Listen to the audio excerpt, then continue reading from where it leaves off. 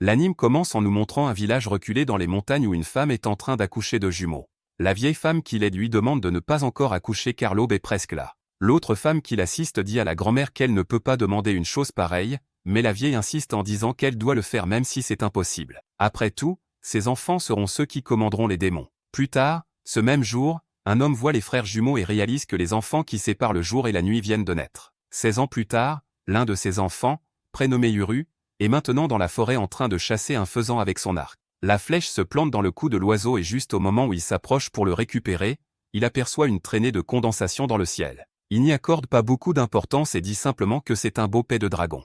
Uru monte sur son cheval pour rentrer au village où son ami Danji l'attend déjà. Danji est content de le voir, mais le réprimande aussi pour être parti chasser seul encore une fois sans le prévenir. Uru s'excuse et Danji lui demande ce qu'il ferait s'il lui arrivait quelque chose seul dans les montagnes, car il ne pourrait pas simplement appeler à l'aide. Uru écarpe son inquiétude et lui rappelle que s'il arrive quelque chose, les gardiens divins droit et gauche le protégeront. Danji abandonne complètement le sujet en remarquant que Uru a attrapé un faisan. Il s'emballe et dit qu'ils peuvent manger l'oiseau rôti, mais Uru lui dit qu'il préfère une soupe chaude façon ragoût car c'est plus réconfortant. Les autres villageois souhaitent la bienvenue à Uru et ils mentionnent nonchalamment que le temps semble vouloir se détériorer. L'homme se demande s'ils auront enfin un peu de pluie car cela fait un moment, et Uru lui dit qu'il reviendra plus tard pour les aider au travail. Après un moment, il rencontre les deux femmes qui ont aidé sa mère lors de la naissance de lui et de sa sœur. La vieille Yama lui souhaite la bienvenue et la mère de Danji gronde son fils en lui disant qu'il devrait aller l'aider. Cependant, dès qu'il voit sa mère, Danji prend la fuite, alors elle se plaint et lui dit qu'il devrait apprendre à être travailleur comme Uru. Uru demande à la grand-mère où est sa sœur Asa et la vieille lui dit qu'elle va bien, s'acquittant correctement de son devoir comme toujours. Quoi qu'il en soit, il décide d'aller vérifier comment elle va. Asa l'accueille chaleureusement avec un sourire, bien que pour une raison quelconque elle soit derrière des barreaux. Yura lui rend son sourire et lui dit qu'il a attrapé un faisan aujourd'hui, même s'il ne croit pas vraiment que ce soit aussi impressionnant qu'elle le dit. Après tout, il voulait en réalité attraper un sanglier ou un cerf, car il n'a pas beaucoup plu cette année et il s'inquiète pour la récolte. Il pourrait y avoir moins de nourriture cet hiver, donc ils doivent chasser davantage et préparer de la viande séchée ou salée. Asa lui demande si les adultes du village partiront dans le monde extérieur pour chercher du travail. Yuru lui dit que c'est possible et elle lui demande alors s'il partira aussi. Il le nie immédiatement et lui demande pourquoi elle croit qu'il s'est entraîné à chasser. Yura lui explique que s'il devient indispensable au village en tant que chasseur, il n'aura pas à partir. Malgré tout, Asa lui pose la même question encore une fois, voulant savoir s'il ne partira pas comme l'ont fait leurs parents, mais il lui demande de ne pas s'inquiéter et l'assure qu'il ne quittera jamais ce village car tant qu'elle est là, il sera toujours avec elle pour la protéger. Asa sourit finalement, se sentant bien mieux, et à ce moment-là la mère de Danji entre dans la pièce pour informer Yuru que Dora est là. Dehors, beaucoup de gens se rassemblent autour de Dora, qui a apporté des choses pour le village de la part des personnes parties dans le monde extérieur. Il mentionne que l'économie est assez mauvaise là-bas et qu'il y a aussi une pandémie, donc aujourd'hui il veut commercer avec quelques herbes. Certains villageois échangent leurs herbes contre du sel ou des graines de légumes pouvant pousser en période de sécheresse. Une femme s'approche et mentionne que sa fille aura bientôt 7 ans, alors il lui dit qu'il amènera un chaman, un guérisseur, la prochaine fois. Une vieille femme lui dit qu'elle a eu de violents maux de tête dernièrement, alors Dora lui donne ses analgésiques habituels. Quand il voit Yuru, il lui demande s'il veut quelque chose, mais avant qu'il puisse finir de répondre, Dora lance une belle balle Temari à Yuru, sachant que Yuru ne voudrait qu'un souvenir pour Asa. Yuru ne le nie pas et le remercie. Après le départ de Dora, Danji mentionne qu'il veut lui aussi quitter le village et il demande simplement si le monde extérieur est vraiment si formidable. Danji lui rappellera que les gens qui sont partis reviennent rarement, donc le monde extérieur doit être un endroit assez bien pour y rester. Ou peut-être qu'ils sont morts. Il ne sait pas pourquoi il n'y a jamais pensé. Yuru lui dit qu'il n'en serait pas si sûr et mentionne que ça ne le dérangerait pas de vivre dans ce village toute sa vie. Danji sait qu'il dit ça seulement parce qu'il a une jolie petite sœur à protéger, mais il lui dit quand même qu'ils devraient partir ensemble. Dans ce cas, il mentionne également que s'il se sent mal à l'aise à ce sujet, il pourrait les accompagner, bien que Yuru précise que compter sur lui ne ferait que corrompre Asa. Danji est offensé par la remarque, mais Yuru lui rappelle qu'Asa a un travail très important à accomplir. Malgré cela, Danji dit qu'il n'a de toute façon jamais rencontré Asa, et Yuru explique que seules certaines personnes peuvent la voir, donc quelqu'un d'aussi maladroit que lui ne le pourra jamais. Avant qu'ils puissent continuer leurs plaisanteries habituelles, Yuru voit ce qu'il croit être des traces parfaites de gaz de dragon. Cependant, cette fois ce n'est pas le grondement habituel. Il a entendu ce son quelques fois en chassant au fond des montagnes, mais là ça semble assez fort. Danji lui demande s'il a déjà vu un dragon, mais Yuru admet qu'il n'en a jamais vu un. Avant qu'il s'en rende compte, on entend le son d'une explosion et ce qui semblait auparavant être une montagne normale et déserte révèle au monde extérieur qu'il y a un village caché là.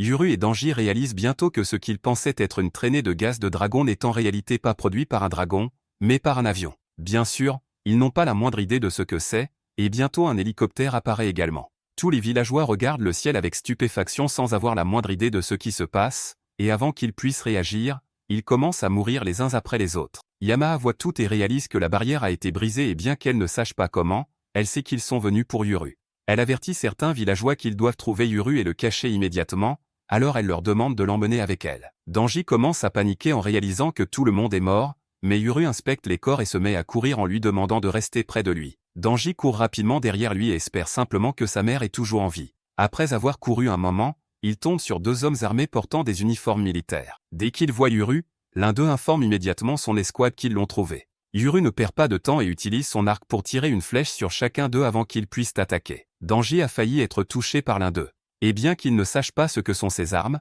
il est clair qu'elles semblent létales. C'est pourquoi Yuru s'approche rapidement des hommes pour les assommer et continue de courir. Danji voit deux hélicoptères et dit que ces dragons sont près de la zone extérieure, mais Yuru lui dit qu'il ne croit pas qu'il puisse les vaincre, car il ne sait même pas si ces choses sont des dragons. Après avoir couru un moment, ils arrivent tous les deux au statut des gardiens divins et Danji mentionne que sa mère travaille probablement dans la forteresse comme d'habitude. Yuru s'approche de l'une des statues et demande de l'aide pour déplacer des rochers qui bloquent le chemin. Il parvient bientôt à ouvrir une porte secrète et explique que c'est un raccourci vers la forteresse. Danji n'avait aucune idée que quelque chose de tel existait, alors Yuru lui rappelle qu'il avait dit que les gardiens divins droit et gauche les protégeraient. Ils prennent immédiatement le raccourci et Yuru espère juste qu'Asa va bien. Pendant ce temps, une fille en veste rouge nommée Gabi s'approche des villageois qui restent dehors et les salue avec un sourire. Tous la regardent, clairement effrayés et déconcertés.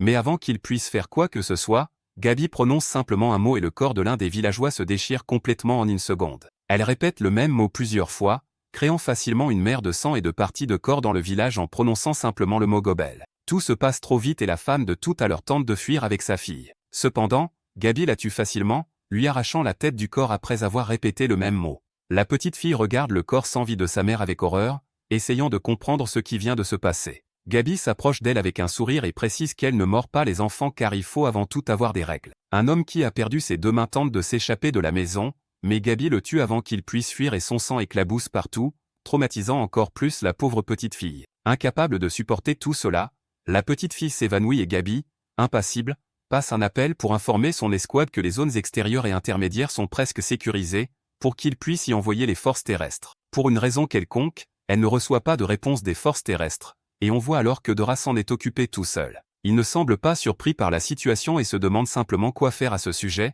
puisque la barrière a été brisée. Dora décide de passer un appel et quand il voit qu'il parvient vraiment à établir la communication, il réalise que la situation est vraiment grave. Il parle avec une femme nommée Anna par téléphone et lui demande si elle peut voir de la fumée depuis l'endroit où elle se trouve. Après avoir reçu sa réponse, il lui demande s'ils peuvent changer le point de rendez-vous car il pense qu'Asa est là. Dans une autre scène, on voit une femme traîner le corps d'une vieille jusqu'à la cellule d'Asa et sans hésiter, elle lève le poing pour faire exploser la cellule. La force de l'explosion frappe directement la tête d'Asa et Yuru arrive juste à temps pour voir sa sœur allongée sur le sol, immobile. Il l'appelle par son nom en panique et c'est alors que la femme répond en l'appelant frère et en disant que c'est elle. Elle lui explique gentiment qu'elle est venue pour la chercher, mais aussi pour tuer tous les autres. Yuru, manifestement confus, lui demande de quoi elle parle car il ne comprend rien et il n'y a aucune façon qu'elle soit sa sœur. Il se met immédiatement sur la défensive et lève son arc pour lui tirer une flèche, mais la femme esquive rapidement et contre-attaque avec une autre énorme explosion. Pendant ce temps, Dora se cache dans la forêt et observe les hélicoptères,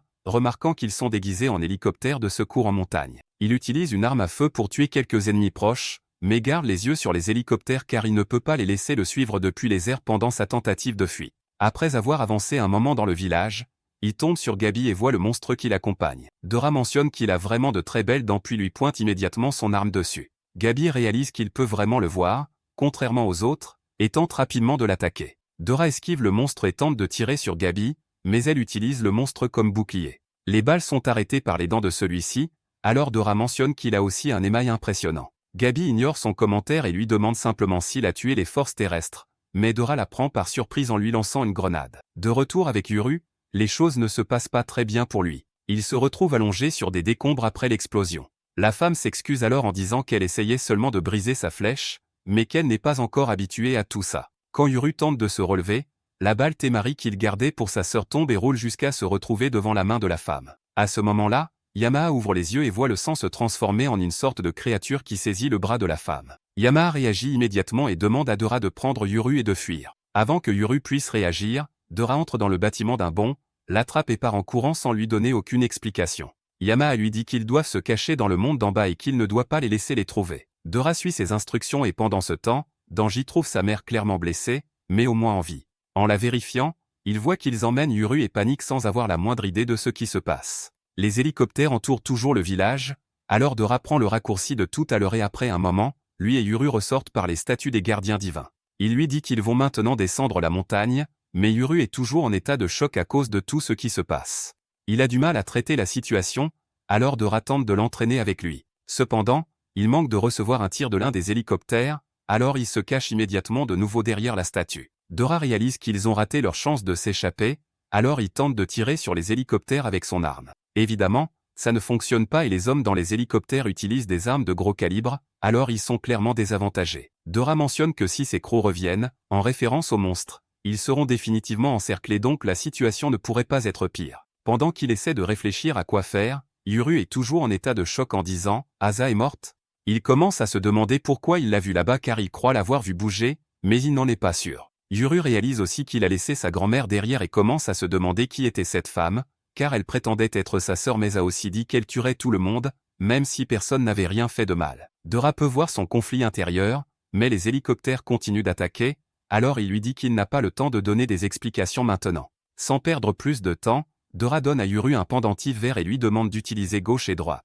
Yuru n'a absolument aucune idée de ce qu'il veut dire, alors Dora explique qu'il y a un trou dans les dalles de pierre entre les statues des gardiens divins gauche et droit et qu'il doit y insérer le pendentif. Yuru est toujours complètement perdu, alors Dora se frustre un peu et dit qu'il ne comprend pas. Dora se frustre aussi et lui dit que c'est un cadeau de sa part, donc il doit simplement le faire. Yuru ne sait pas ce qui se passe, mais prend quand même le pendentif et se dirige vers les dalles entre les statues des gardiens divins gauche et droit, se plaignant que personne ne lui explique quoi que ce soit ce jour-là. Il voit le trou dont Dora parlait et se plaint immédiatement qu'il est bouché par des déchets. Dora lui crie dessus et lui dit simplement de les enlever car ils n'ont pas le temps. Les hommes dans les hélicoptères voient Yuru, alors l'un d'eux ordonne aux autres de le capturer et d'éliminer les autres villageois. Yuru enlève rapidement les déchets du trou et Dora se plaint en disant qu'ils devraient garder leur endroit propre. Après quelques secondes, Yuru parvient enfin à insérer le pendentif dans le trou, alors Dora lui attrape immédiatement la tête et la fracasse violemment contre les dalles de pierre. Yuru tombe évidemment et lui demande ce que c'était que ça. Mais quand son sang entre en contact avec le pendentif, les statues des gardiens divins droit et gauche commencent à briller intensément. Tout devient blanc pendant une seconde, laissant les hommes dans les hélicoptères déconcertés. Avant qu'ils puissent comprendre ce qui se passe, les hélicoptères sont secoués et détruits par quelque chose qu'ils ne peuvent même pas voir. Yuru voit des créatures dorées saisir les hélicoptères et les déchirer avec une force sauvage, mais lui-même ne comprend pas ce qui se passe. Quand les créatures dorées mordent violemment les pales des rotors, les hélicoptères commencent finalement à tomber. Dora s'enfuit immédiatement avec Yuru avant qu'il ne soit écrasé et Gabi voit tout de loin et crie en disant que ces hélicoptères étaient son transport pour rentrer chez elle. Cependant, c'est la seule chose qui l'inquiète car descendre cette montagne à pied sera sûrement terrible. Elle se demande à qui appartenaient ces démons et espère qu'ils sont au moins faibles. Quand Yuru se remet finalement de l'explosion, il entend un autre homme parler en disant que son nouvel hôte est apparemment un enfant, donc il sera facile à contrôler. La femme à ses côtés lui rappelle que son âge n'a pas d'importance car ils doivent obéir à leur maître. Yuru les regarde avec stupéfaction et réalise bientôt qu'ils sont en effet les gardiens droit et gauche. Dora explique qu'il n'existe pas de nom unique pour eux, car tout le monde les appelle de différentes façons, fantômes, esprits, monstres, cryptides, aberrations ou pères. Quel que soit leur vrai nom, Dora fait clairement comprendre à Yuru que ces deux-là sont ses démons. Dans un changement de décor, on voit un fragment du passé où le père de Yuru lui montre le passage secret reliant Hidari et Miji au donjon. Yuru n'avait aucune idée de son existence, alors son père lui explique que le seigneur avait fait construire ce passage secret à l'époque où ce village était un château. Il l'avertit que seules quelques personnes sont au courant, alors il ne doit en parler à personne, et il ne doit l'utiliser qu'en cas de nécessité. Lorsqu'ils arrivent à l'extrémité du passage, le père de Yuru lui dit que les bases gauche et droite à la sortie du village sont au-dessus d'eux. Il l'informe également que Hidari et Miji veillent toujours sur lui. De retour au temps présent, tout comme son père l'avait dit, Miji et Hidari font savoir à Yuru qu'ils l'ont observé tout ce temps, et désormais, ils sont ses démons. Yuru ne peut que les fixer avec incrédulité, et Miji décide simplement de le taquiner, disant que ce pleurnichard est apparemment leur maître. Hidari le gronde et l'avertit qu'il contrarie leur maître, alors il devrait arrêter de le taquiner ainsi. Miji reconnaît Dera comme le serviteur démon, et Hidari lui fait savoir qu'ils l'ont observé aussi. Yuru est encore trop choqué pour parler, et Miji explique qu'ils ont abattu ces oiseaux car ils semblaient lui nuire,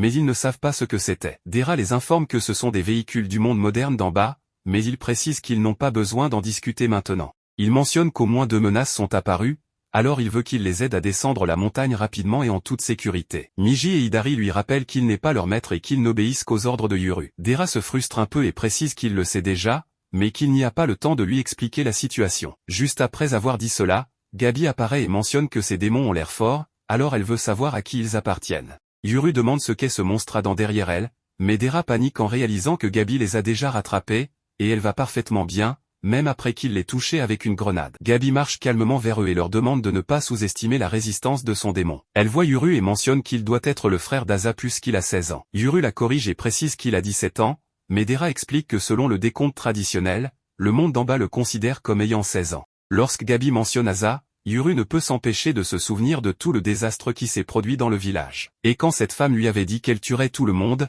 il lui demande alors si ce sont eux qui ont tué les villageois, et Gabi l'admet sans hésiter. Miji et Hidari lui rappellent qu'il n'a qu'à donner l'ordre et ils feront tout ce qu'il commande. Yuru leur dit qu'il ne leur commandera rien car ils sont les divinités tutélaires du village, alors il n'oserait pas leur donner des ordres. Cependant, il mentionne qu'il a 2 requêtes et précise que s'il y a des survivants dans le village, il veut qu'il les emmène en lieu sûr. Sa deuxième requête est que le freluquet est pour lui, alors il ne veut pas qu'il touche à Gabi. Enfin, Yuru leur dit qu'ils peuvent faire comme bon leur semble. À part ça, Miji rit simplement à sa requête, clairement satisfait, et il dit à Hidari qu'ils ont vraiment de la chance puisque leur nouveau maître est apparemment du genre à les laisser faire. Alors qu'ils partent suivre les ordres de Yuru, Asa est toujours aux prises avec la créature de sang d'avant. Elle utilise son bras libre pour jeter le corps de Yamaha à travers la pièce, la projetant contre le mur. La créature de sang relâche immédiatement son bras pour protéger Yamaha de l'impact à temps. Alors, Asa décide de partir, non sans lui dire qu'ils ne lui pardonneront jamais et qu'elle paiera pour ce qu'elle a fait. Dès qu'elle sort du bâtiment, Asa remarque Danji et sa mère cachés quelque part dans le village,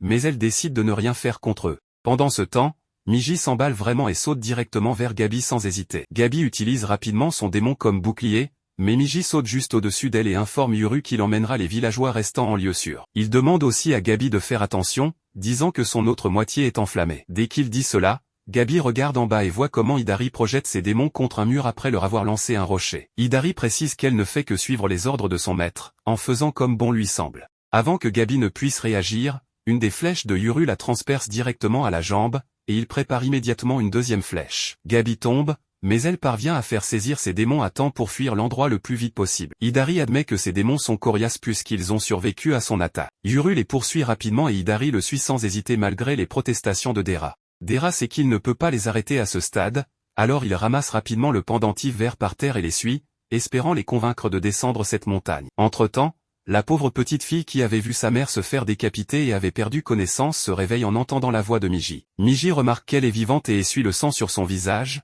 disant que ce doit être le sang de quelqu'un d'autre puisqu'elle n'est pas blessée. La petite fille se redresse dans la confusion, regardant autour d'elle pour essayer de voir qui lui parle. C'est alors que Miji se souvient qu'elle ne peut pas le voir. Alors, il décide de se rendre visible et lui dit qu'il n'est pas un monstre. Donc, elle n'a pas à s'inquiéter car il l'emmènera quelque part en sécurité. Avant même qu'il puisse finir sa phrase, la petite fille s'évanouit à nouveau. Miji l'emmène donc auprès des autres enfants qui se sont également évanouis en le voyant. Miji est un peu blessé par leur réaction car ils se sont tous évanouis dès qu'ils l'ont vu, même s'il essayait juste d'aider. En sortant du bâtiment, il mentionne que l'ennemi n'a montré aucune pitié envers les adultes, mais il n'a pas touché aux enfants pour une raison quelconque. Asa tombe par hasard sur lui, et Miji peut immédiatement voir qu'elle peut le voir, contrairement aux autres enfants. Cependant, sans un mot, elle court vers lui et utilise son pouvoir sans retenue. Miji réagit juste à temps et contrecarre l'attaque avec un cri puissant qui la surpasse complètement. Il se plaint ensuite qu'elle n'a pas dit un mot, mais il admet qu'elle a un pouvoir dangereux. Asa réalise bientôt qu'elle n'a aucune chance contre lui, alors elle fuit simplement dès qu'elle en a l'occasion. Miji ne prend pas la peine de la poursuivre car il a une autre tâche en cours. Mais il se plaint du fait que les enfants de nos jours n'écoutent tout simplement pas. Pendant ce temps,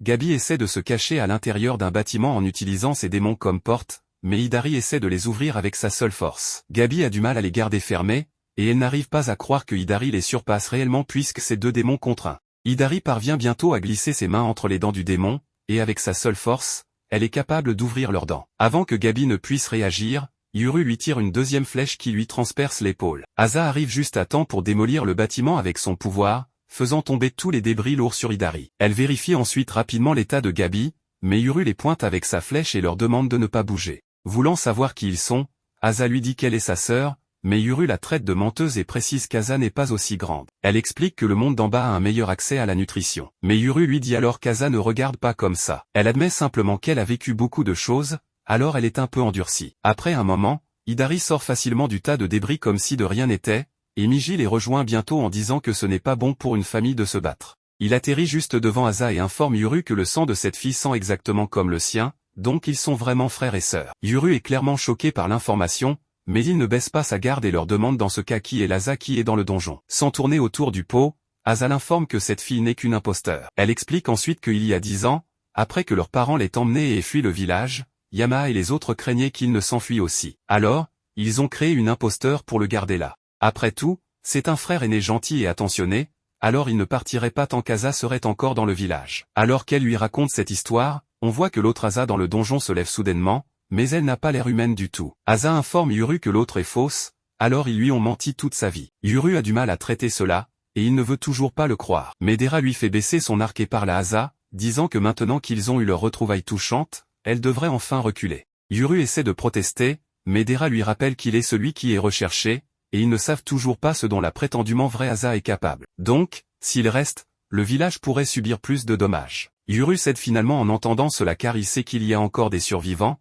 et il ne veut pas les mettre en danger. Après avoir baissé son arc, il demande à Asa et Gabi de ne plus blesser de villageois et précise qu'il va les laisser partir, alors elle devrait se retirer. Asa accepte étonnamment même si Gabi se plaint. Alors Yuru part enfin avec Dera, suivi par Miji et Hidari. Alors qu'elle soigne ses blessures, Gabi lui demande pourquoi elle ne le capture pas. Et Asa explique que ses blessures ont besoin de soins et qu'elles savent maintenant qu'il est en sécurité. Le démon de Gabi arrache soudainement la flèche de son épaule, lui faisant grimacer de douleur. Mais Gabi sourit simplement et mentionne que le frère d'Asa est vraiment sans pitié. Elle admet qu'il est habile et qu'il est vivant aussi, même si elle dit cela uniquement pour rassurer Asa d'une certaine façon. Asa commence bientôt à avoir les larmes aux yeux, réalisant que son frère est bien vivant. Gabi lui donne simplement quelques petites tapes sur la tête en guise de consolation, puis elle remarque que la barrière revient, alors elle devrait descendre rapidement de la montagne. On voit que c'est Yamaha qui s'occupe de restaurer la barrière tandis que l'autre Asa se tient tranquillement derrière elle, exactement comme avant. Dans un changement de décor, on voit un couple de randonneurs sur le sentier de l'ancien village d'Higashi qui parlent des hélicoptères qu'ils ont entendus auparavant. La femme mentionne que peut-être quelqu'un avait besoin d'être secouru puisque beaucoup de gens disparaissent dans ces montagnes et qu'un grand nombre d'entre eux n'ont jamais été retrouvés. L'homme lui dit que c'est probablement comme cette histoire effrayante, celle du village perdu. On dit que les randonneurs errent soudainement dans un autre monde et qu'il y a un village où il ne devrait pas y en avoir. Donc même s'ils reviennent plus tard,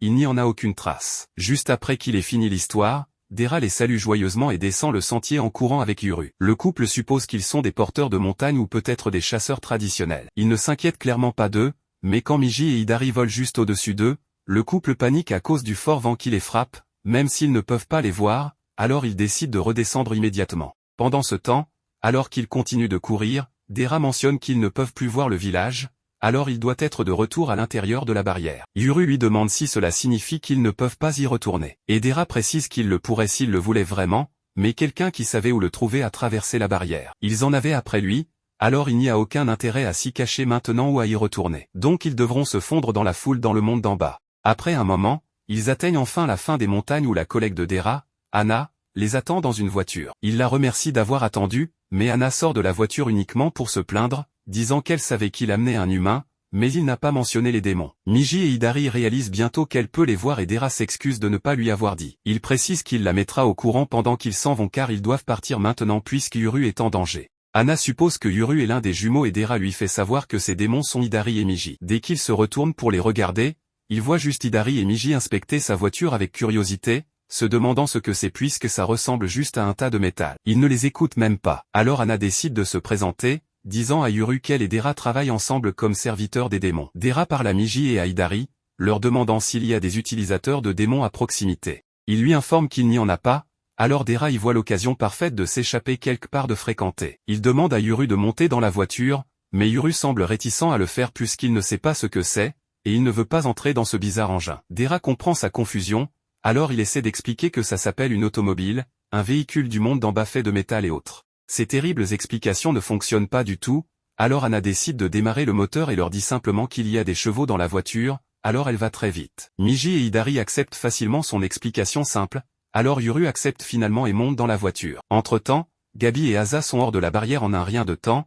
alors elles attendent maintenant leur transport pour partir. Après un moment d'attente, Jin Kagamori arrive enfin avec un groupe de secours pour transporter Gabi. Il mentionne qu'il a entendu que de nouveaux démons sont apparus, alors peut-être qu'il aurait dû venir avec eux. Alors qu'il charge Gabi sur la civière, il lui demande comment vont ses blessures. Gabi l'informe calmement qu'elles ont arrêté de saigner et mentionne qu'elle a une pointe de flèche dans l'épaule, alors elle espère qu'ils pourront l'enlever plus tard. Elle s'assoit sans aide et lui dit également que le tir à la jambe est passé directement au travers. Jin lui dit que ce sont des blessures graves, alors elle ne devrait pas en parler comme si c'était des petites caries. Gabi écarte sa préoccupation et lui dit qu'elle va bien puisqu'elle est habituée à la douleur. Laissant cela de côté, Jin suppose que le frère d'Asa s'est échappé, mais Asa précise qu'ils ont confirmé qu'il est vivant et en bonne santé. Jin mentionne qu'ils ont sécurisé toutes les entrées de sentiers, mais ils ne l'ont vu nulle part, alors il doit s'être échappé par un autre chemin. Il y a aussi encore une chance qu'il soit encore sur la montagne, mais ils ont perdu 2 hélicoptères et tous leurs soldats. Jin commence à se sentir un peu frustré car il sait que le vieux monsieur ne sera pas content. Gabi essaie de le remonter le moral et l'informe que le frère d'Asa a fui avec un homme d'âge mûr appelé Dora, et c'est probablement lui qui a également tué les soldats. Dès qu'il entend ce nom, Jin sait immédiatement qu'elle parle du Tedara. Il se demande pourquoi ils ont dû choisir un jour où un serviteur de démon Tedara était dans les parages. L'expression de Jin change brusquement, leur faisant savoir qu'il est maintenant furieux, et il pense qu'il aurait dû amener son démon après tout. Pendant ce temps, Dera informe Anna qu'ils ont libéré Hidari et Miji, abattu des hélicoptères, et mis hors d'état de combat les démons ennemis sur leur chemin. Il mentionne qu'il a éliminé la plupart des soldats qu'il a trouvés, mais il y en avait beaucoup. Anna n'arrive pas à croire qu'ils ont même amené des soldats. Et Dera explique que ce sont probablement les Kagamora. Pour aggraver les choses, ils connaissent maintenant son visage et son nom, alors il devra apparemment se raser et déménager également. Anna se plaint simplement, disant qu'elle voulait vivre sa vie en paix. Après un moment, Hidari et Miji frappent à la vitre et leur font savoir qu'ils sentent des démons approcher. Anna panique immédiatement, mais Hidari précise qu'ils n'ont pas à s'inquiéter puisque ceux-ci ne leur veulent aucun mal et sont en fait de vieux amis. C'est alors qu'une belle femme sur un coursier blanc flottant dans les airs apparaît pour saluer Hidari et Miji,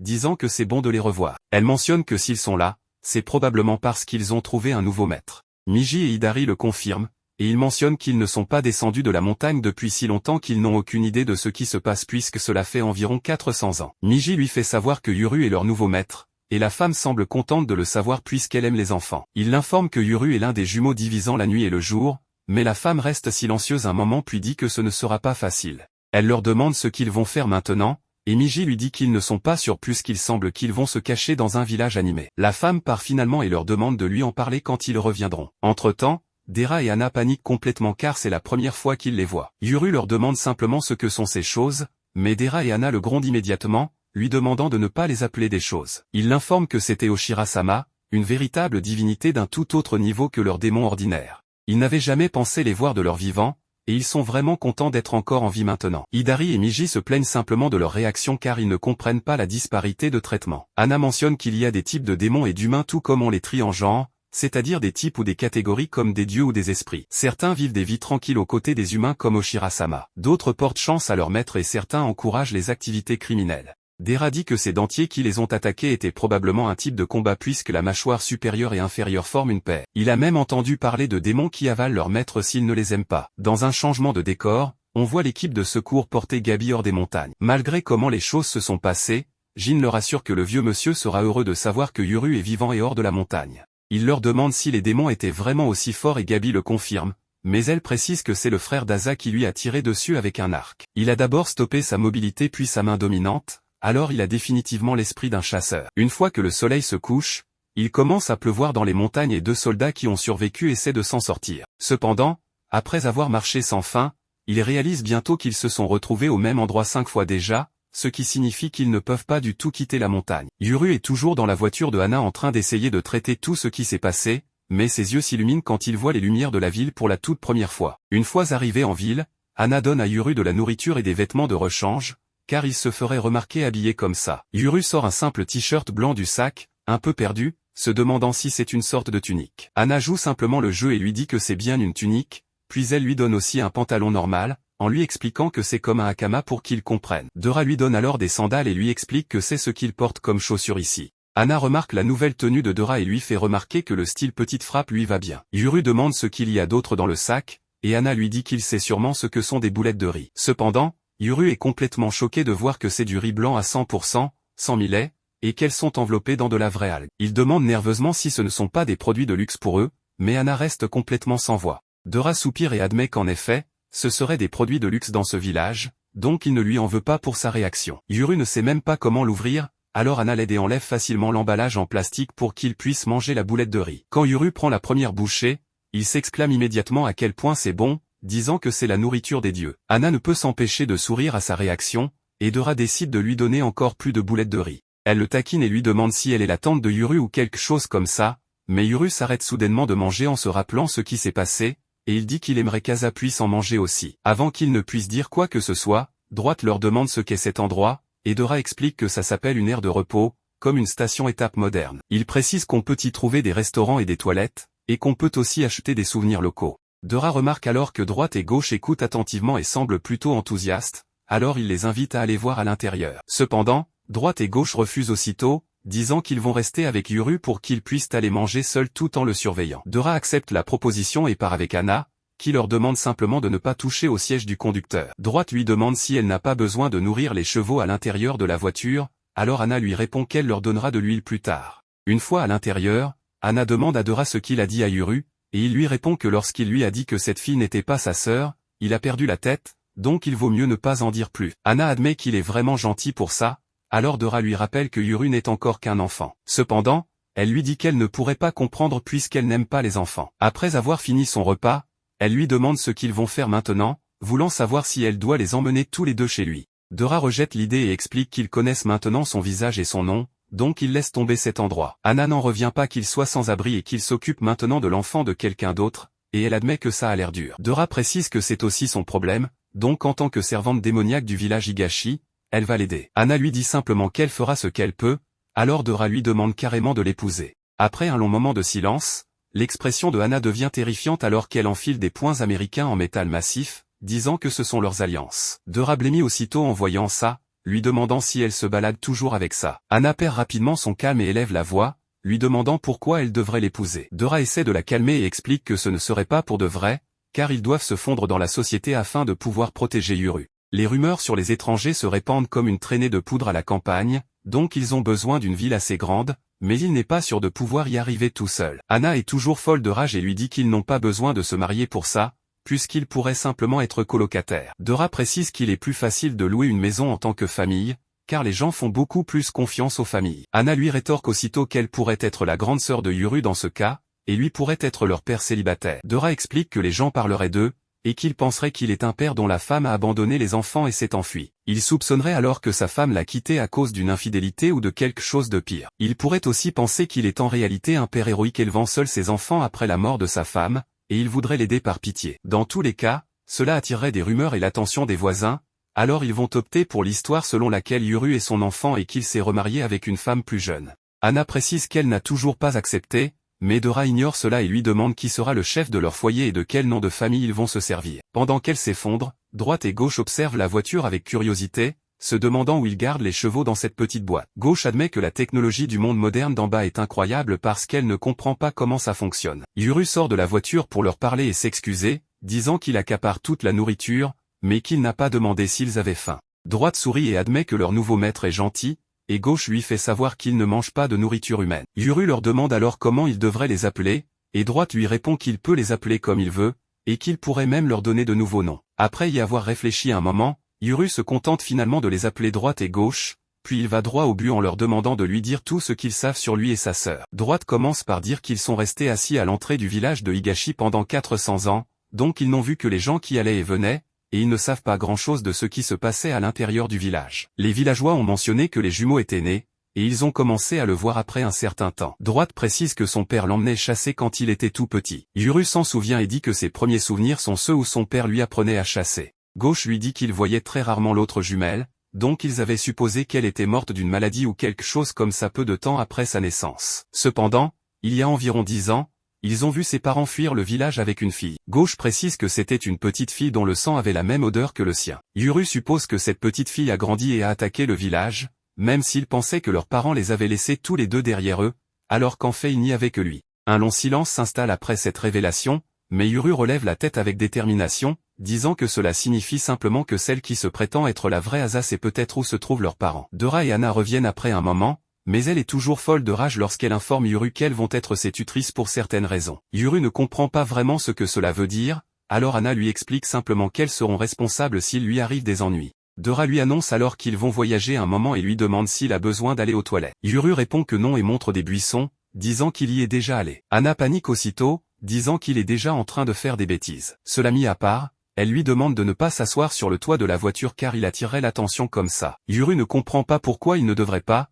puisque droite et gauche sont assis là-haut depuis tout ce temps. Anna explique que les humains normaux ne peuvent pas voir les démons, et que seuls les manieurs de démons comme lui peuvent les voir. Gauche précise alors que les démons peuvent se rendre visibles à certains humains, et que certaines personnes possèdent simplement la capacité de les voir. Après leur départ, Yuru décide de poser quelques questions dans la voiture, voulant savoir si le clan Kagomori est composé de manieurs de démons. Dora le confirme, disant qu'ils en ont quelques-uns, et qu'ils sont une vraie plaie. Il explique qu'ils ont quitté le village de Higashi et se sont installés dans le monde d'en bas. Ils sont comme une branche du clan qui a quitté le village à cause de divergences d'opinion. Anna avoue qu'elle préférerait ne pas avoir affaire à eux, et Dora précise que dans le monde d'en bas, il existe un réseau, comme une toile d'anciens habitants du village de Higashi. Pendant un temps, ils avaient entendu des rumeurs disant que l'un des jumeaux était avec les Kagamori, et cela s'est avéré vrai. Dans un changement de décor, on voit une femme nommée Aoi qui s'enfuit de quelqu'un dans un immeuble d'une grande ville. Les couloirs sont complètement sombres et vides, et la seule chose qu'elle entend, ce sont les pas de cet homme. Quand elle se rend compte qu'il se rapproche,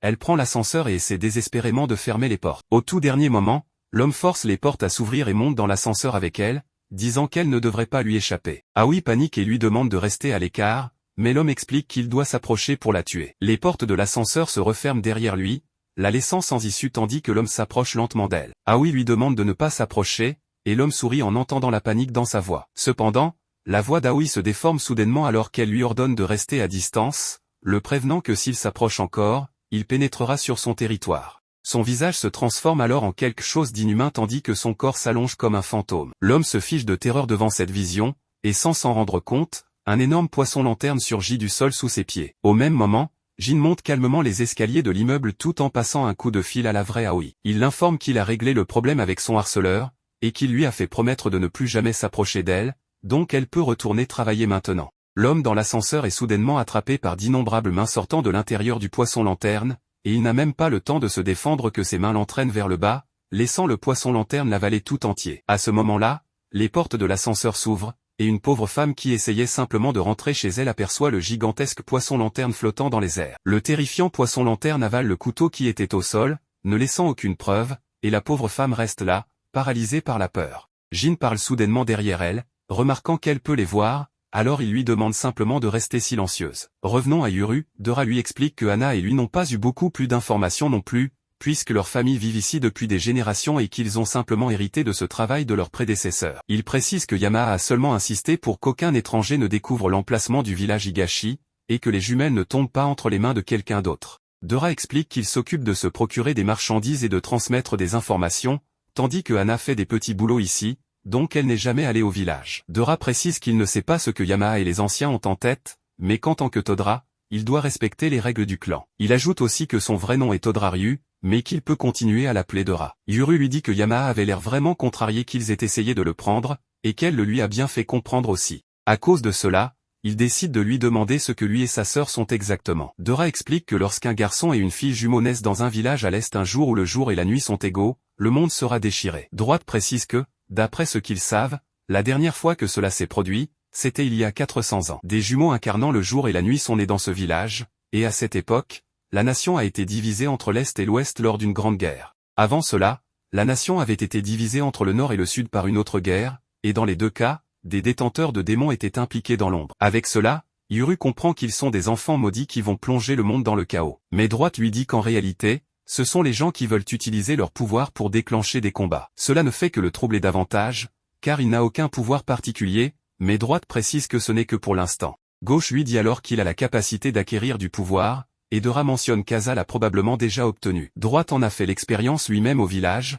alors il explique qu'Aza a acquis Break, le pouvoir de défaire de force n'importe quoi. Ce pouvoir force facilement l'ouverture de n'importe quoi, que ce soit une barrière puissante ou autre chose. Gauche explique que son jumeau est Seal, le pouvoir de fermer de force n'importe quoi. Anna se demande ce qui se passe lorsque Break et Seal entrent en collision, mais Dora lui répond simplement que c'est un vrai paradoxe. Il leur demande alors si quelqu'un a déjà acquis les deux pouvoirs en même temps, et Droite et Gauche lui disent que, d'après ce qu'ils savent, personne ne l'a jamais fait. Cela signifie que personne ne sait ce qui se passerait. Mais Anna demande s'il est possible que des rumeurs sur un événement aient pris vie d'elle-même, et que les villageois soient manipulés. Yuru y réfléchit un instant, car il y avait aussi une barrière autour du village, mais Dora arrivait quand même à entrer et sortir. Dora explique qu'il existe un itinéraire précis pour passer. Il a dû tourner dans le sens inverse des aiguilles d'une montre autour de certains rochers un certain nombre de fois, puis prendre à droite au carrefour, faire demi-tour au suivant, et traverser la vallée pour tourner à 90 degrés près d'un grand arbre. Dora admet que c'était vraiment pénible, mais que son clan connaît cet itinéraire, donc il peut franchir librement la barrière du village de Higashi. Il dit à Yuru que sa mère vient d'ici,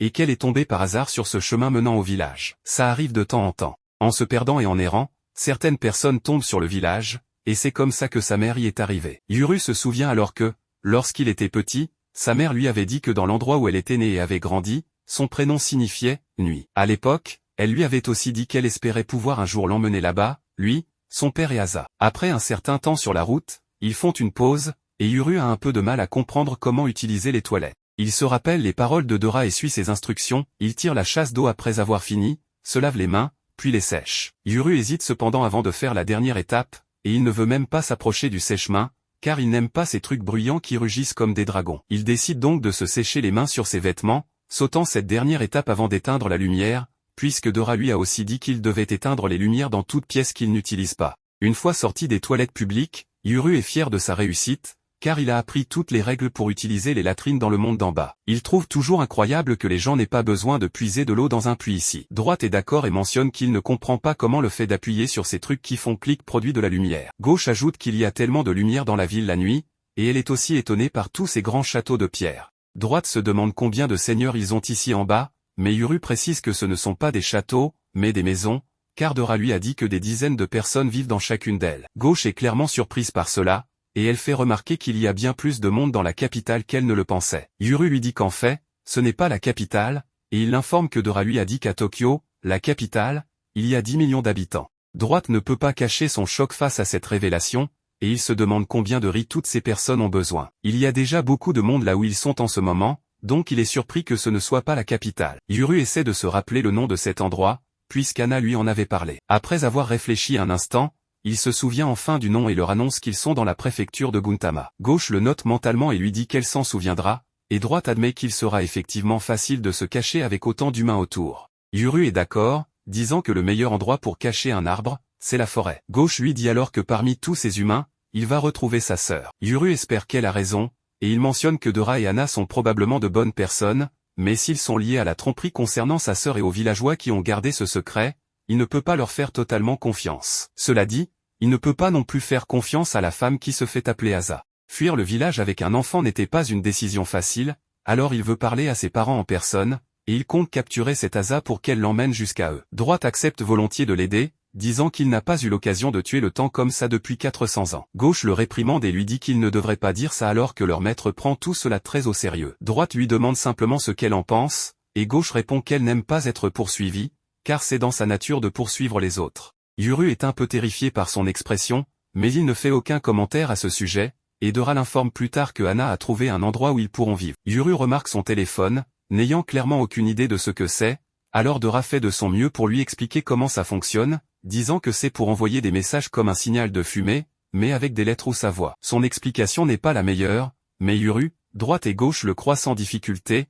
pensant désormais que c'est quelque chose comme un signal de fumée. Une fois qu'ils arrivent enfin à l'appartement, tous les trois sont vraiment surpris de découvrir à quoi ressemblent ces châteaux de pierre à l'intérieur. Anna leur explique que l'électricité et l'eau sont déjà installées, et que quelqu'un viendra plus tard pour ouvrir le gaz. Elle dit à Dora qu'il peut utiliser la chambre de style occidental, et que Yuru peut garder la pièce avec tatami, puisqu'elle pensait qu'il préférerait cela. Yuru est complètement émerveillé lorsqu'il voit de vrais tatamis dans sa chambre, car au village, les tatamis ne sont utilisés que par hasard ou pour des occasions spéciales. Dora lui demande s'il n'utilise pas des paillasses pour ça, mais Yuru ignore sa question et profite des tatamis, disant que c'est un vrai luxe. Alors qu'il est allongé par terre, ce qui ressemble à un chat et un chien vient le saluer en lui tapotant la tête. Cela l'effraie clairement, alors Anna s'excuse et les présente comme Kotetsu et Jiro. Miji et Hidari entendent tout ce vacarme et décident d'entrer dans la chambre pour voir ce qui se passe. Tous les deux s'agenouillent poliment et font faire de même à Yuru, se présentent et disent à Kotetsu et Jiro qu'ils sont les démons du garçon dont ils vont s'occuper. Dora entre dans la pièce et précise que ce sont les démons de Anna,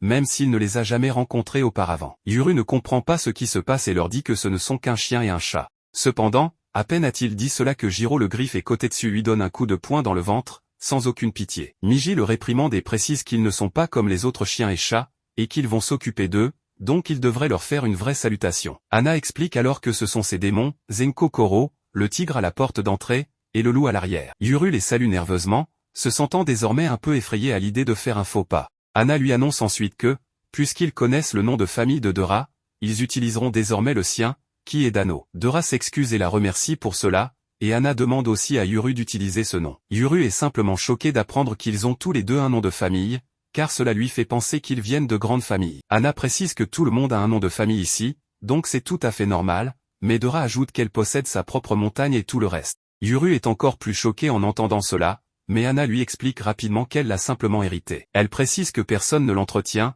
donc la montagne est envahie par la végétation, mais ce n'est pas comme si elle pouvait la vendre. Yuru lui demande nonchalamment s'il peut aller chasser là-bas, mais elle lui demande de ne pas agir comme s'il allait simplement cueillir des légumes sauvages. Dora l'informe qu'il lui faut un permis pour chasser ici, et qu'il a aussi besoin d'un permis pour conduire ses chevaux de métal. Yuru ne peut s'empêcher de se plaindre, disant que tout est pénible ici en bas. Pendant qu'il en apprend plus sur ce monde, Asa est ailleurs, apprenant à maîtriser son pouvoir avec plus de contrôle. En claquant des doigts, elle parvient à éplucher une petite partie d'une pomme, la faisant à peine bouger. Cependant, en utilisant toute sa main, son pouvoir est capable de faire exploser des piliers de roche en une seconde. Elle se frustre rapidement car son pouvoir ne fonctionne pas comme elle le souhaite, alors elle doit continuer d'essayer. Son entraînement est interrompu par son maître, Gonzo Kagamori, qui décide de venir voir comment elle s'en sort, mais Asa s'excuse car elle continue d'abîmer sa cour et sa précision laisse encore à désirer. Il lui dit que ce n'est pas grave tant qu'elle ne tue personne, donc elle doit continuer à s'entraîner. Jin s'occupe ensuite de nettoyer le désordre qu'elle a causé avec cette explosion, faisant avaler tous les débris par son œil démoniaque. Une fois que c'est fait, Asa leur demande si elle peut faire quelque chose pour eux, et Gonzo précise qu'ils sont là pour voir Gabi. Quand ils arrivent dans sa chambre, Gabi leur dit qu'ils n'avaient pas besoin de venir la voir, puisqu'elle se sent plutôt bien, heureusement. Gonzo est content de voir qu'elle va bien, et que son démon, Gabriel, se porte aussi bien. Asa lui propose la pomme qu'elle utilisait pour l'entraînement, mais elle se rend compte seulement à ce moment-là qu'elle a oublié d'apporter un couteau. Jin appelle à nouveau son démon, mais cette fois il utilise Makoto, qui fait apparaître un couteau pour elle. Asa le remercie et accepte le couteau, mais Gabi lui demande à contre-cœur si elle s'attend vraiment à ce qu'elle mange une pomme coupée avec un couteau qui sort d'on ne sait où. Jin essaie de la rassurer et lui dit que ça va, puisqu'il pense que le couteau n'a pas servi à poignarder qui que ce soit. Ce n'est pas vraiment rassurant, mais Gabi mange quand même la pomme ensuite, et Gonzo lui demande de se concentrer sur sa guérison pour l'instant. Il demande aussi à Asa de rester avec elle au manoir, car si la rumeur se répand qu'elle et son frère ont quitté la montagne, des gens viendront la chercher. Il explique qu'il y a des gens au sein du clan Kagamori qui la veulent pour eux, donc elle sera plus en sécurité ici pendant que Jin cherche Yuru. Asa accepte ses ordres, mais Jin avoue alors qu'il ne sait même pas à quoi ressemble son frère. Gabi se réprimande, disant qu'elle aurait dû prendre une photo à l'époque, mais Asa attrape simplement un stylo et une feuille de papier pour dessiner le visage de Yuru en quelques secondes. Jin rejette immédiatement le portrait, disant qu'elle est partiale, mais lorsque Gabi essaie de dessiner Yuru elle-même, ses talents artistiques ne sont d'aucune aide. Étonnamment, les talents artistiques de Gabriel sont bien meilleurs, alors Jin leur dit qu'il commencera par enquêter sur Tatara. Avant qu'ils ne partent, Asa le prévient que les démons de son frère ont un odorat très développé, suffisamment pour identifier les gens à l'odeur de leur sang. Gabriel lui donne un autre dessin des visages de Miji et Hidari pour qu'ils puissent les identifier, et Jin reste toujours aussi impressionné par ses talents artistiques. Plus tard dans la nuit, de retour à l'appartement, Anna remarque que Dora s'est rasé la barbe, et il explique qu'ils ont déjà vu son visage, donc il doit faire tout son possible pour se déguiser. Anna se plaint simplement, disant qu'il a perdu la seule chose qui le faisait ressembler à Statham, donc maintenant il ne vaut plus rien. Dora devient un peu triste en entendant ça, puisqu'il vient juste de se marier et que sa femme le maltraite déjà émotionnellement. Il lui demande ensuite où est passé leur fils, et Anna l'informe que Yuru est parti se promener parce qu'il voulait découvrir le quartier. Dora lui demande si elle pense vraiment qu'il va s'en sortir, mais Anna lui rappelle que Hidari et Miji sont avec lui, donc elle est sûre qu'il n'y a pas de souci. Laissant ça de côté, il lui demande si elle a vu sa machette, parce qu'il est sûr de l'avoir laissée près de la porte. Anna lui dit qu'elle n'y a pas touché, alors Dora commence à se demander jusqu'où il a bien pu aller. Quand il se retourne, il voit Anna complètement furieuse, alors Dora essaie de la rassurer et dit que si les flics le trouvent, il risque une infraction à la loi sur le contrôle des armes à feu et des sabres. Anna bouillonne toujours de rage parce qu'elle avait dit à Yuru de ne pas s'attirer d'ennui, et maintenant ils ne savent même pas où il est, et il manque une machette dans la maison. Pendant ce temps, Yuru se contente d'admirer le monde en contrebas avec ses démons, remarquant que le ciel étoilé touche le sol, ce qui donne à tout un aspect vaste et ouvert. Miji admet qu'on a l'impression qu'il est impossible de trouver une seule personne dans ce monde immense. Malgré tout, Hidari précise que si Asa les cherche, il finira bien par la croiser, donc il n'a pas à s'inquiéter. Yuru décide alors de leur demander s'ils peuvent ressentir la présence d'autres démons, puisqu'ils ont senti la déesse Oshira. Miji et Hidari confirment, et Yuru ajoute qu'ils connaissent aussi l'odeur du sang de celle qui se fait appeler Asa. Il explique que Dora a dit que les Kagamori ont plusieurs manières de démons, donc ils cherchent un endroit où il y a beaucoup de démons et qui sent son sang. Miji et Hidari comprennent rapidement ce qu'il veut faire et lui disent tout de suite qu'ils peuvent s'en charger. Sans perdre de temps, ils se transforment en leur forme de démon la plus pure pour augmenter leur sensibilité. Une fois cela fait, ils l'emmènent voler dans le ciel avec eux, mais Yuru ne fait que crier de panique tout le long du trajet. Lorsqu'ils atterrissent enfin, Yuru vomit aussitôt, mais Miji et Hidari restent concentrés sur leur mission et l'informent qu'ils sentent du sang comme le sien et une poignée de démons. Hidari lui demande s'ils peuvent les tabasser s'ils se montrent, mais Yuru lui répond qu'il pourrait être ouvert à la discussion, comme la déesse Oshira. Hidari précise qu'il ne devrait pas juger tous les démons selon des critères humains car, en général, ils vivent dans des mondes différents, donc il ne peut pas s'attendre à ce qu'ils se comprennent totalement. Yuru pense avoir compris, disant qu'il devrait alors les considérer comme des ours ou des sangliers. Ce n'est pas exactement ce qu'il voulait dire, mais Miji perçoit soudainement une odeur venant de l'intérieur des bâtiments. Ils ne perdent pas de temps et s'infiltrent silencieusement dans le bâtiment, où ils voient Jin marcher avec certains de ses subordonnés. Miji fait remarquer qu'il pue le démon et Asa, et puisque les ont remarqués, leurs démons devraient aussi les avoir repérés. Yuru, cependant, ne voit rien, car les personnes en noir ne sont que des humains. À ce moment-là, il voit Asa s'avancer vers le groupe de Jin, et son visage rappelle à Yuru toutes les catastrophes qui se sont produites dans le village. Sans réfléchir, Yuru saisit la machette qu'il a prise à Dora et se précipite immédiatement vers elle. Miji essaie rapidement de le prévenir que ça sent le vieux sang, donc ce n'est pas vraiment Asa. Mais l'avertissement arrive trop tard, car avant qu'il ne s'en rende compte, Yuru est avalé par le démon de Jin. La Baudroie entrouvre légèrement la bouche pour laisser Yuru voir, et Jin lui montre une fiole de sang, disant qu'il a entendu dire que ces démons ont un odorat très développé, et puisque Yuru a réagi à cet Asa,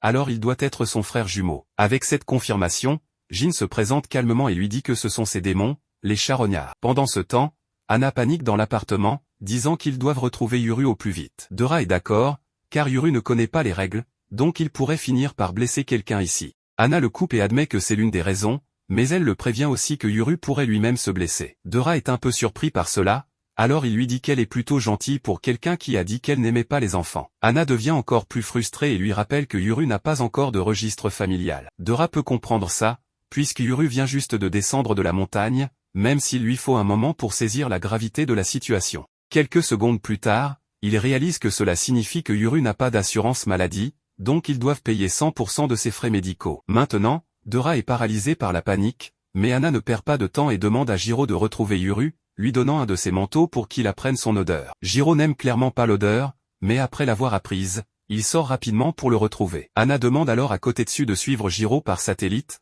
même si Dora est plutôt impressionnée de voir que ces démons savent utiliser la technologie moderne. Elle explique qu'ils se transmettent de génération en génération et qu'ils vivent ici depuis si longtemps qu'ils se sont adaptés. Anna fait vraiment confiance à ces démons, mais elle perd complètement son sang-froid en réalisant que Jiro est carrément à Tokyo. Dora se demande en silence si Yuru est perdu ou s'il a un but précis. Pendant qu'ils essaient de comprendre, Jin annonce calmement à Yuru que le village de Higashi veut aussi les deux jumeaux. Cependant, ils viennent d'attaquer leur village et il est en fuite, donc ils ne viendraient sûrement pas chercher Asa maintenant. Il ne pouvait toutefois pas exclure qu'ils s'attendent à ce qu'ils baissent leur garde pour frapper, alors il s'est préparé à cette éventualité. Et en venant à eux, il leur a évité la peine de devoir le chercher. Yuru utilise la machette pour essayer de s'échapper, mais il découvre vite que les dents du poisson lanterne sont plus dures qu'il ne le pensait. Miji et Hidari restent cachés, se demandant quoi faire, mais ils savent que Jin et les autres n'ont pas d'armes car ils ne sentent pas d'odeur de métal sur eux. Malgré tout, Miji sent bien la présence de démons, et il y a deux autres pères en plus du démon de Jin. Ils se cachent probablement et attendent de voir ce qu'ils vont faire, donc c'est risqué de sortir sans plan. Après avoir réfléchi un instant, Miji et Hidari décident de se montrer, mais Haruo Kuroya, l'un des utilisateurs de démons, leur demande de reculer et les avertit qu'ils détiennent leur maître. Malgré son avertissement, Miji et Hidari l'ignorent complètement et continuent d'avancer, décidant qu'ils devraient prendre Jin en otage. Yuru s'excuse auprès d'eux et admet qu'il a perdu son sang-froid, mais Miji précise qu'il ne lui en veut pas, et Hidari lui demande de rester où il est. Après tout, en restant là, il retient ce démon qui a l'air problématique. Avec cela en tête, Yuru décide de l'écouter et reste où il est, tandis que Jin est perplexe de voir un démon donner des ordres à son maître. Haruo est tout aussi perplexe, car les démons sont censés donner la priorité à la protection de leur maître. Miji se contente de rire et leur dit qu'ils font les choses à leur manière, et alors qu'ils s'approchent de lui, Hidari lui demande d'y aller doucement avec eux puisqu'ils sont désarmés. Jin donne alors l'ordre à Makoro, et le démon crache soudain une multitude d'armes différentes. Il commence rapidement à tirer avec des armes à feu, et Yuru remarque aussitôt que ce sont les mêmes armes qu'ils ont utilisées lors de l'attaque du village. Il demande donc à Miji et Hidari de faire attention. Cependant, ni Miji ni Hidari ne comprennent son avertissement, et ils restent simplement là pendant que les balles les touchent, sans aucun effet sur leur corps. Hidari lui rappelle qu'ils sont faits de pierre, donc ce genre de choses ne peut pas leur faire de mal. L'un des manieurs de démons utilise alors ce qu'ils pensent être une sorte d'arme à feu à mèche. Même si cette arme a beaucoup plus d'impact, Miji et Hidari ne la trouvent qu'agaçante, et ils restent simplement là où ils sont. Haruo utilise quelque chose d'encore plus puissant, mais Miji y résiste comme si de rien n'était et lui dit qu'une chose pareille ne fonctionnera pas sur eux. Cependant, Jin fait expulser à Makoto une lourde lanterne en pierre qui le frappe en plein visage, le prenant par surprise. Jin et les autres manieurs de démons utilisent toutes les armes qu'ils ont, même si la plupart se brisent dès qu'elles touchent leur corps. Miji fait remarquer qu'ils sont armés jusqu'aux dents, donc il n'y a plus besoin de se retenir maintenant. Hidari est d'accord, et la situation commence à mal tourner pour Jin et les autres. Haruo décide donc d'invoquer son démon, faisant tomber une tortue géante sur Hidari. Miji n'a même pas le temps de s'inquiéter pour elle car un lapin tire soudainement sur son pantalon pour attirer son attention, puis commence à le combattre sans pitié. Sa rapidité ne lui laisse pas le temps de réagir, et le lapin est plus doué qu'il ne le pensait, alors il demande à Hidari de lui donner un coup de main. Cependant, Hidari s'excuse et explique qu'elle ne peut pas bouger parce que la tortue est vraiment lourde. Pendant qu'ils essaient de gérer ces démons pénibles, Yuru évalue la situation pour élaborer un plan. Après y avoir réfléchi quelques secondes, il passe à l'action et lance la machette directement sur la tête de la tortue, libérant ainsi Hidari de son poids. Sans perdre une seconde, Hidari saute aussitôt très haut dans les airs et lui demande de s'écarter. Yuru s'écarte donc pendant qu'elle brise les dents de la Baudroie d'un coup de pied puissant. Le pauvre poisson pousse un cri de douleur, et Hidari admet que ce n'est pas aussi solide que les autres dents contre lesquelles elle s'est battue la dernière fois. Yuru prend une des dents cassées et s'en sert comme d'une lance, la lançant directement sur Akio Kuroya, un autre manieur de démon. Akio arrête la dent d'une main juste avant qu'elle n'atteigne son visage, mais Yuru en profite pour s'enfuir et demande à Miji ce qu'il faut faire avant de partir après avoir utilisé les latrines. Miji se souvient tout de suite des règles, sachant qu'ils doivent éteindre les lumières. Il utilise son pouvoir pour faire exploser toutes les ampoules de l'endroit, plongeant tout dans l'obscurité. Le démon de Haruo ne voit plus rien,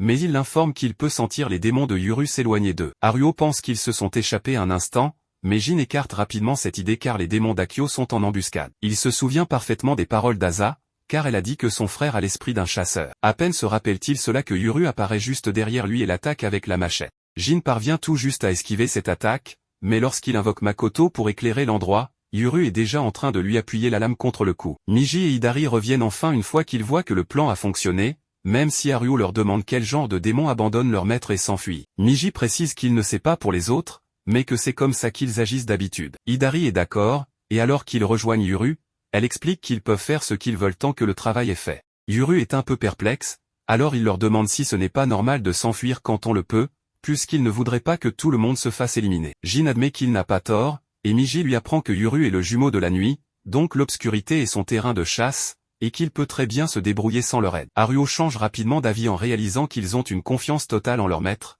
et il trouve maintenant ça plutôt génial. Miji et Hidari précisent que si Yuru ne les avait pas attrapés, ils l'auraient fait de toute façon parce qu'ils peuvent suivre leur odeur dans le noir. Jin comprend alors que grandir à la montagne a aiguisé leur sens plus que les leurs, ce qui est logique. Yuru laisse de côté toutes ces discussions et demande à Jin si son clan a attaqué le village de Higashi, puisqu'il a dit qu'il était un Kagamori. Jin reste silencieux un instant, mais il finit par avouer qu'il était responsable de l'attaque. Haruo et Akio craignent pour sa vie, car Yuru est clairement affecté par cette révélation, mais Hidari les retient. Malgré toute sa colère et sa frustration, Yuru parvient à se calmer et demande à Jin de dire à Asa de venir ici parce qu'il veut lui parler.